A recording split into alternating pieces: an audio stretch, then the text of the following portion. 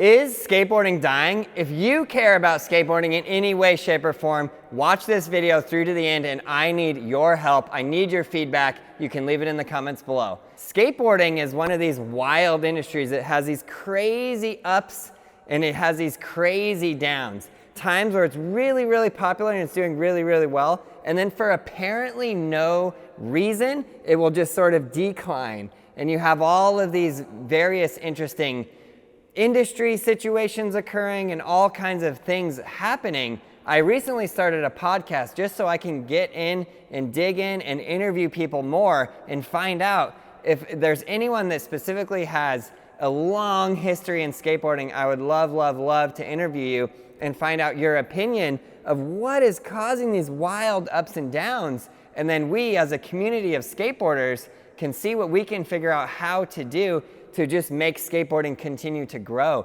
Because these wild popularity fluctuations are so, they're for one thing, they're very interesting, and for another thing, they're very, very hard on the industry itself. So it's this fascinating subject. Is skateboarding dying? Let's get right into it. For those of you who don't know who I am, my name's Aaron Cairo, and yes, I am a sponsored skateboarder from the San Francisco Bay Area. I've been working with my company, Braille Skateboarding, for around 15 years to try and find solutions and answers to why people start skateboarding, then they quit, why people don't just get into it and keep on going. Skateboarding has personally done so much for my life, so I've sort of dedicated myself to just how do we isolate and handle the reasons why people are quitting so we just get people coming in and skating, and skateboarding just continues to grow. So what I want to go into right now is some of the history of skateboarding. So I pulled this information right here, which I'm about to read to you off of the website surfertoday.com. So big shout out to them for putting this article together.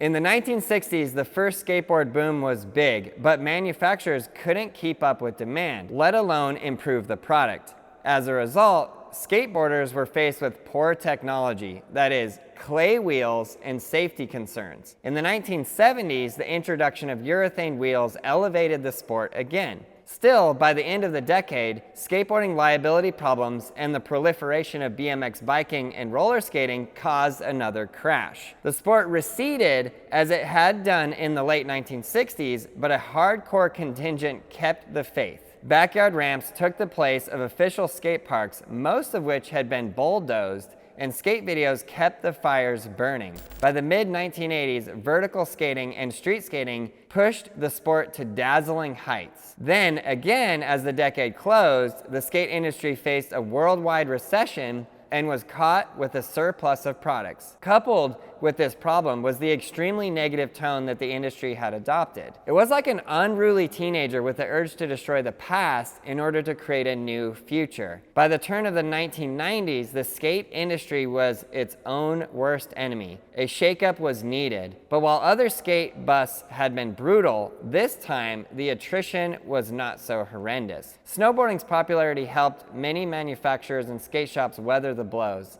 Finally, by the mid-1990s, skateboarding was on another roll, thanks to events like the X Games and a change in demographics. So that was the article from Surfer Today. It provides some interesting insight, and I always find it interesting where people go like, skateboarding sort of dropped off at this point right here, and some people will say, oh, it's because of BMX biking, and when it drops off, you see this sharp decline, and then you go into this thing where skate parks are literally being bulldozed.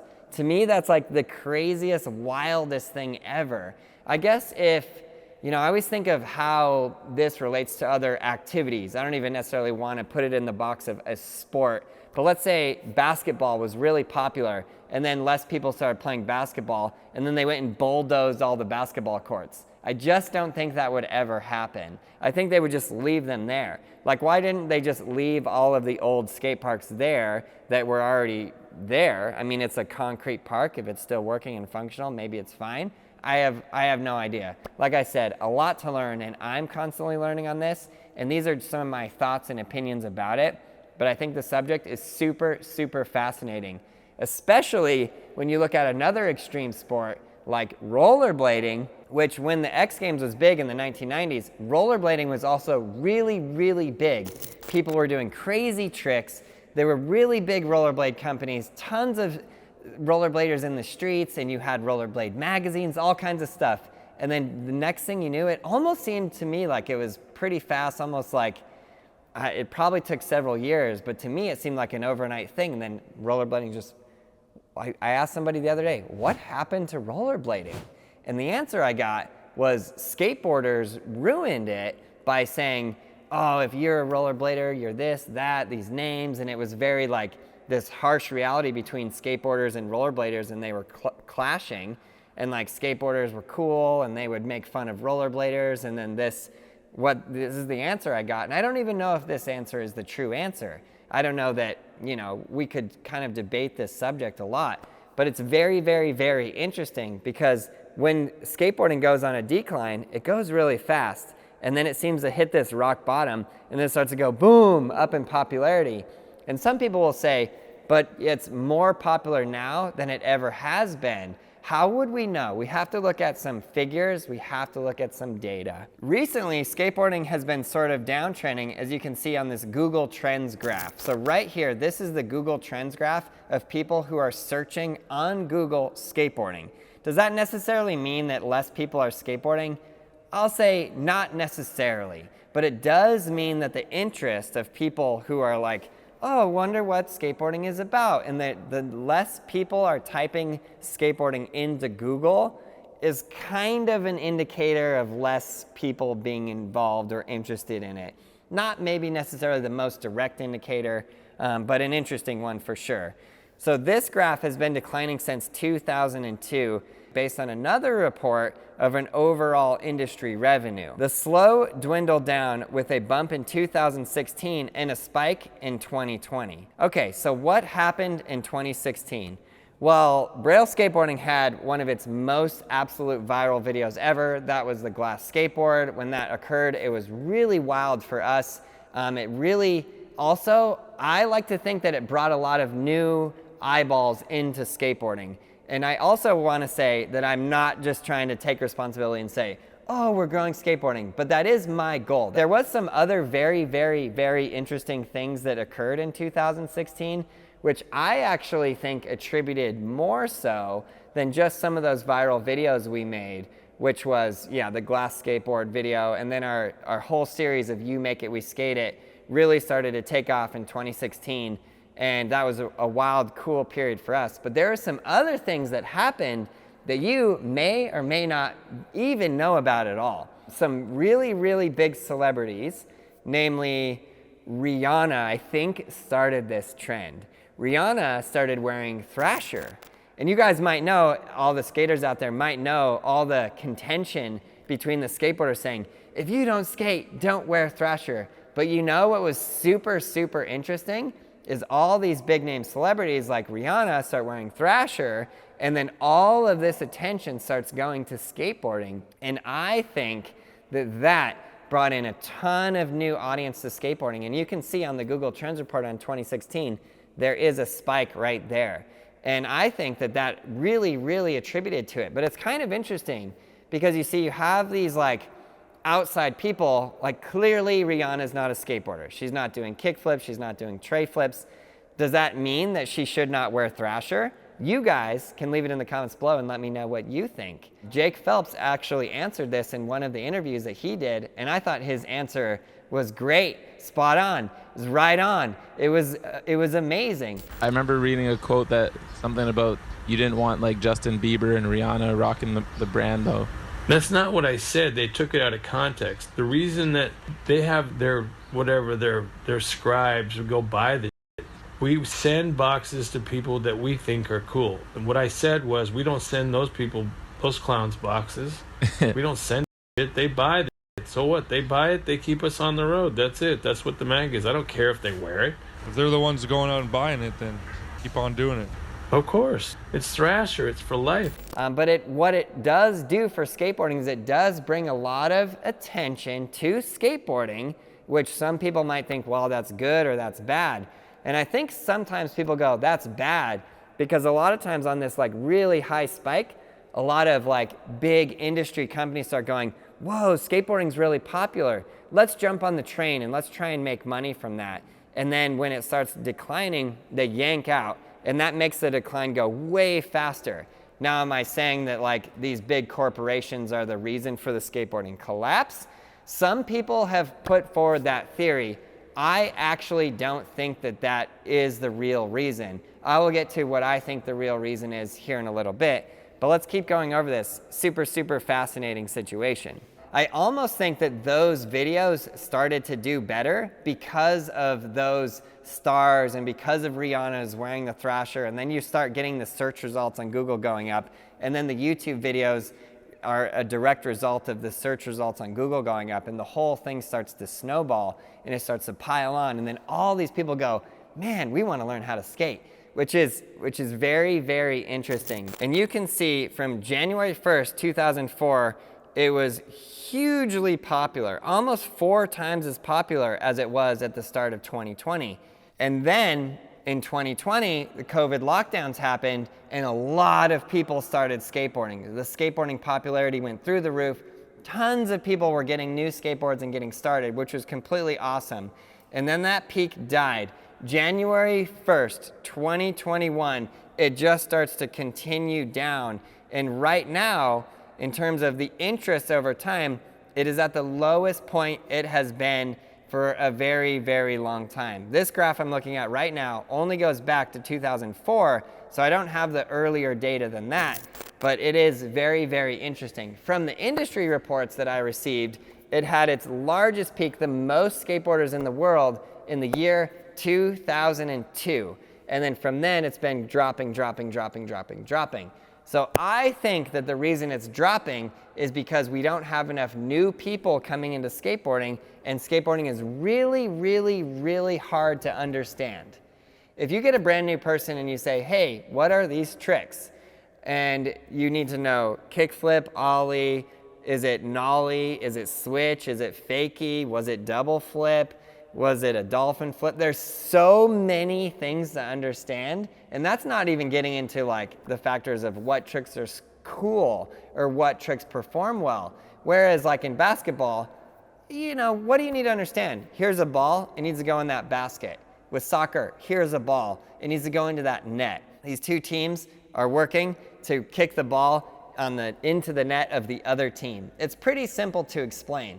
In skateboarding, you could explain it pretty simple as well. You could say, this skateboarder is going to do a harder trick than that skateboarder, which gives them a better score. But to really understand all the intricate details, there's a really high learning curve, and nobody's ever really sat down and just made, here's a list of every single trick. Here's what they're called, here's what they look like, and we got to teach that to beginners.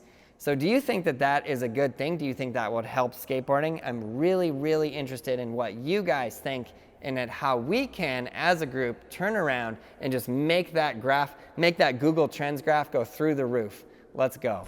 Skateboarding also can have this very interesting factor where, what are the kids calling it these days? I think they're calling it gatekeeping, where, you know, you're a brand new skater, you want to go to the skate park, but you're nervous. You're like, oh, I don't think I really want to because I'm going to get there. People are going to call me a poser, a loser, I suck at this, that, the other thing. It's going to get all wild and crazy. If we can, as a community, just sort of welcome people with open arms, that would be really, really awesome and super, super cool. I don't know how to do that. I don't think I can just make a video and say, hey guys, let's welcome new skaters and change everything. But over time, could we like shift the general way that we treat brand new people coming into the shops or coming into the skate park? I think we can. And I actually think that we are. I think that we're making some good inroads into that and things are getting better, but we have a lot of work to make it even better. So do you guys think that in 2020, everything was locked down and people were like, well, I can get a skateboard. I'll learn to skate at my house. No pressure for me to be at the skate park because there's no skate parks open. No pressure for me to go to the skate shop because there's no skate shops open. People just ordered the board, got it at their house, and learned to skate. But then everything started opening up again and the interest declined.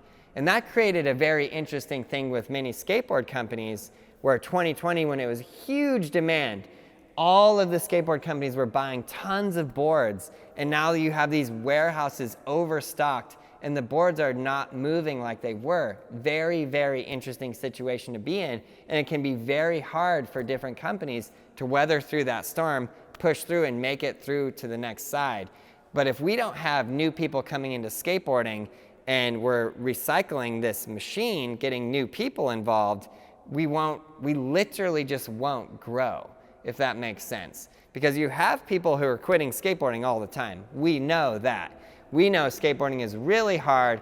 People try it, they can't land the kickflip. They go, maybe I'm just not meant to be a skateboarder.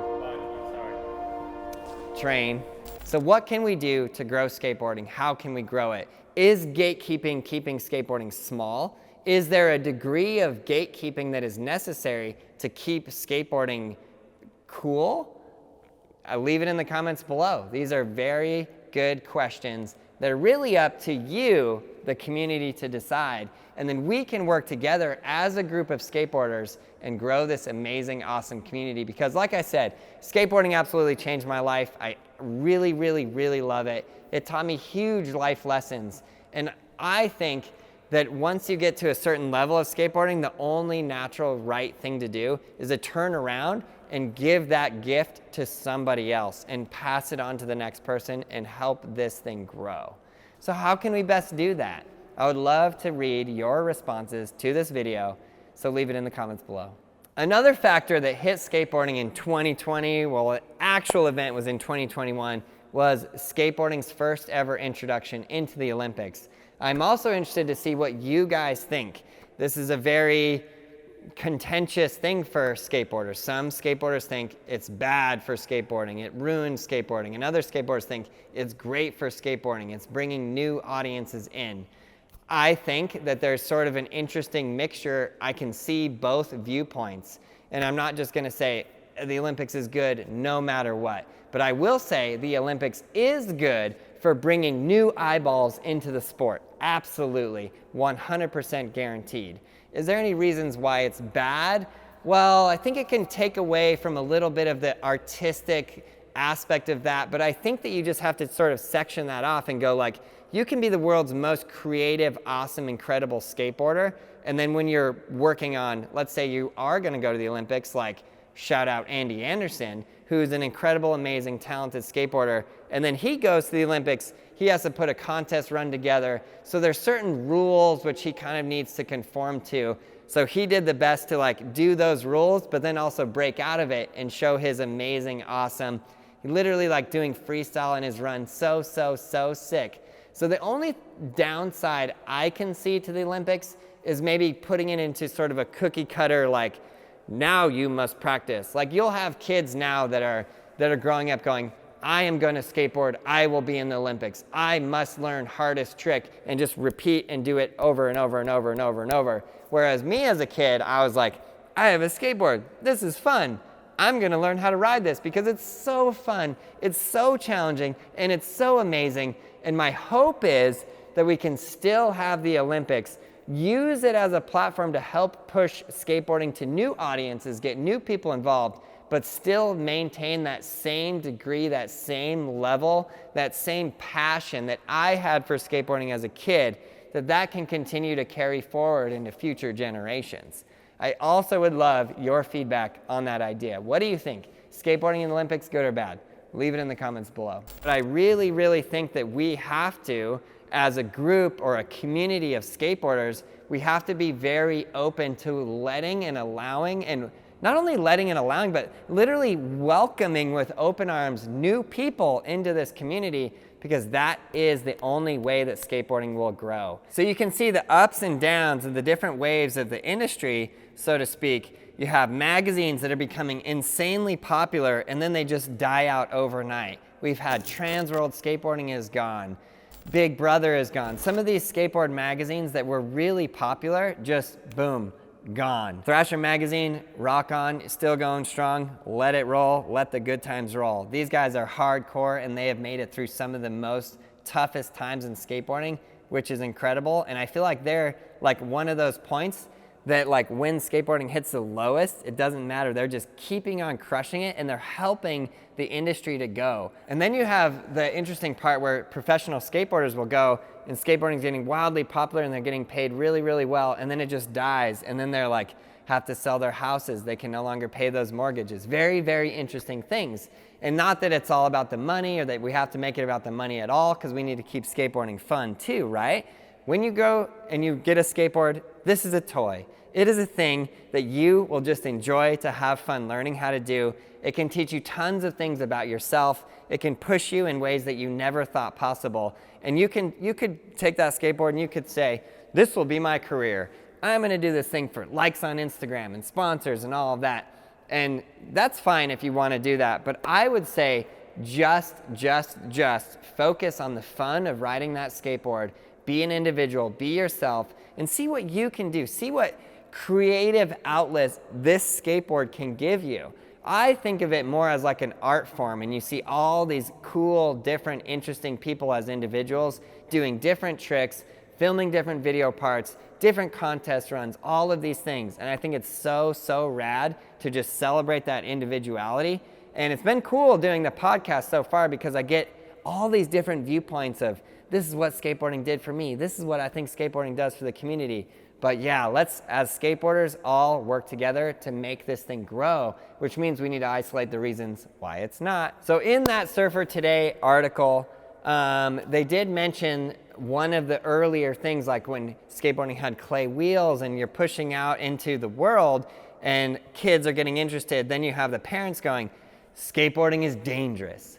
Let's just take skateboarding and throw it away because it's a dangerous activity and kids are getting hurt, they're spraining ankles. Well, if you look at statistically, skateboarding is actually safer than football. There are more injuries that occur in football than occur in skateboarding.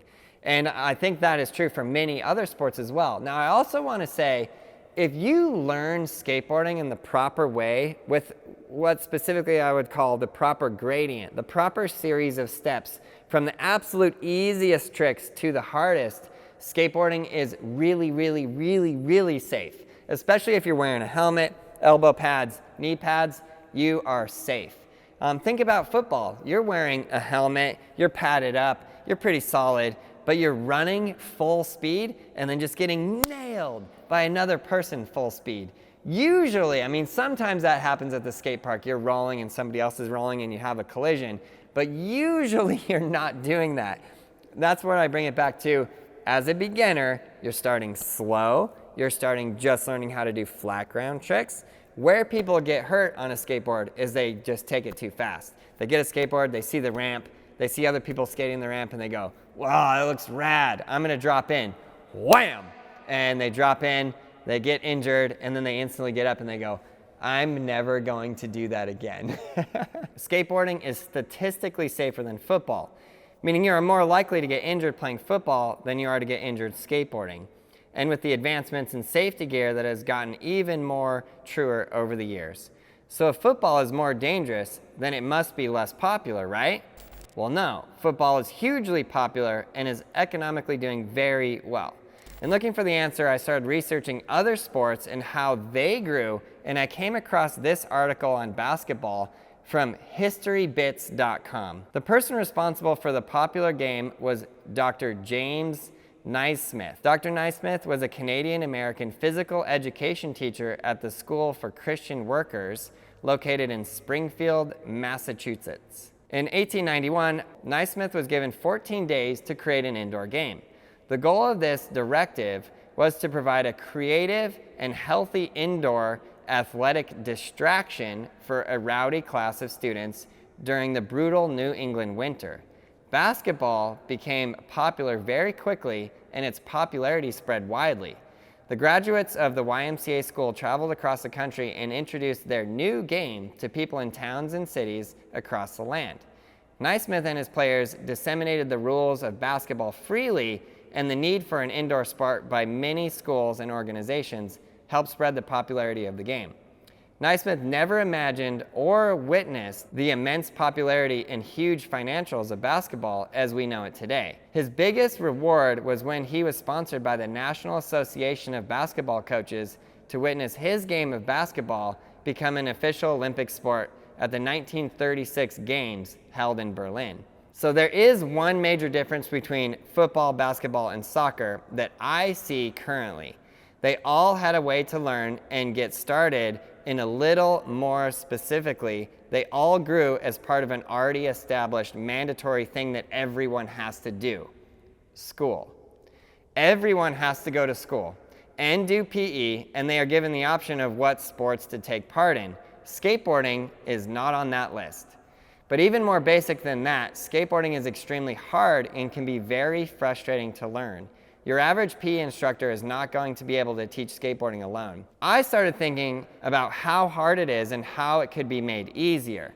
That's when I made the full-length Skateboarding Made Simple and How To the Easiest Way tutorial series. I broke each trick down into its smallest parts and created a system where you can learn the muscle memory of each step of the trick itself. Not only that, but I put together a suggested path of tricks to learn from easiest to hardest. So let's take a step back and look at the industry ups and downs, and just imagine if every single person that ever stepped on a skateboard learned how to kickflip and stuck with skateboarding even as a form of exercise and enjoyment. They are not trying to go pro or hit the biggest handrail or anything like that. It's just for fun and exercise with the family. What would skateboarding look like then? Would the world's best skateboarders be on a world stage making 50+ million a year like basketball or football players? Of course they would. Just like basketball, soccer, and football athletes, it's just a matter of how much attention is on the activity and the amount of revenue and the size of the industry created there. So then the question simply becomes, how do we go from where we currently are to that place there? And do we want to do that? As a community, do we want that? Is that what we're going forward towards? Well, my plan is to make learning for a brand new person as easy as possible by teaching and providing the lessons in as many ways as possible. And then once that is all set up, driving as much attention to skateboarding itself as we can. These two factors are both vital. If you drive attention to skateboarding but don't teach people, it never grows. If you just teach and don't drive attention, it also never grows. So skateboarding has to reach outside of skateboarding and welcome in brand new people. As an industry, it has not always been the most welcoming, but I think the point here is choosing the right target to address. Blaming another sport, injuries, or even each other within skateboarding has not grown it. We have already tried that repeatedly since 1970 forward. So let's focus on welcoming and starting new skaters and making it easy for them to get hooked just like we all did. This, I believe, is the correct target, and we can all come together and work on that. And if we do, there is no reason skateboarding cannot be just as big and popular as basketball or football. I fully intend to make a platform that teaches and that school teachers can easily use to create lessons from and make it a part of PE classes worldwide. That platform is the Braille skateboarding app, which I've been working on creating a huge update to, which hopefully will be done soon. In the meantime, we will continue to push out free tutorials on YouTube, make Skateboarding Made Simple more broadly available, and more on other platforms and in more languages. I'm simply trying to utilize technology to do that, teaching skateboarding step as much as I can all over the world. I built the map in the Braille Army as a way to track the growth of skateboarding. It's not the best way, but it is a way that we have to track its growth for now. I'm now asking for people who want to grow skateboarding in their local areas to sign up as leaders in their communities and areas to grow skateboarding where they live. To sign up, simply go and put your email address into the sign up form on brailleskateboarding.com, which will be on the community tab and shown on this page right here. You'll be added to a special email list that updates you on advancements that we are making growing skateboarding and that give you things that you can do to help grow skateboarding in your own community. This can be anything from holding a local game of skate contest to a video premiere to translating tutorial videos into your language so all the people in your area can learn how to skate. We currently have translated channels in French, Spanish, Russian, and others. These channels are helping to grow skateboarding and spread the love in their local areas. I cannot do this alone. I need your help to push out and contact people with the message that skateboarding is fun. It's a healthy activity that will give you many life lessons, and everyone is welcome. We will get skateboarding into schools and grow it, and the future is looking bright. So is skateboarding going to continue and have its wild ups and downs, or will this solution solve it? I would love your feedback and also your help in any way possible. I really do appreciate each and every single one of you, and we have come so far as a group because of your support. From every video you view, every video you like, and to the stoke on your face when you land your first kickflip, thank you from the bottom of my heart. So is skateboarding going to continue to have these wild ups and downs? Will it die out, or will it continue to grow? Do you think the solutions that I presented in this video are the correct, right solutions? I would absolutely love your feedback. Leave it in the comments below. We can start a discussion. We can test things. We can work together as a community to grow skateboarding. Do you think this is a worthwhile cause? Do you think it's a good purpose? I would also like to know that. If you do, your help sharing and spreading this message and pushing this out there will be greatly appreciated. This is our community. This is our activity. Skateboarding is not owned by anyone. It is for everyone. It is the gift that was given to us. So it's our turn to turn around and give that gift to other people and help this massive movement of skateboarding grow, expand, and be absolutely incredible. My personal goal is to grow skateboarding and make sure that it doesn't die. I made a brand new video for new skaters called Skateboarding Made Simple Volume 0. It's completely free and will teach you all of the basics of riding a board and some tricks that are easier to do than the ollie. These are meant to help you get started and get riding your skateboard and having some fun. Go to brailleskateboarding.com/SMS0 now to get your free download. We've covered a lot of topics in this video. If you guys find these kind of videos interesting, or there's a different thing you would like me to cover, let me know. I love doing these videos. I love looking into things. These are kind of like the big level think ideas behind why I keep going with Braille skateboarding, why I keep making a daily video every single day. There's a lot of work that goes into this, a lot of work that I've done to help push this community forward. I will continue to do that work. And I absolutely love working with each and every single one of you guys. It's been amazing, and let's keep the show on the road. We'll see you out there shredding.